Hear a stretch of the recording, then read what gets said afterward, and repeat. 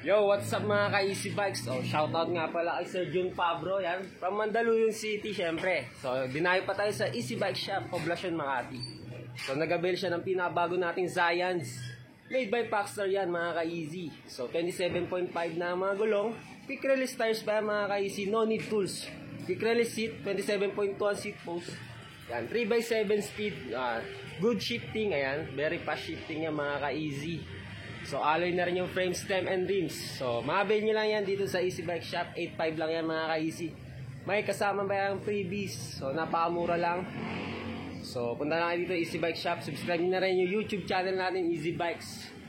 So, like and share nyo na rin yung mga videos natin. Pati dito sa TikTok, ayan. I-like nyo na rin, follow nyo na rin kami.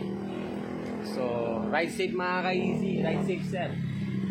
So, yan. Subscribe nyo lang dahil mapaparapol tayo sa December ng mga bikes saka bike accessories. So, God bless mga ka-Easy Bikes.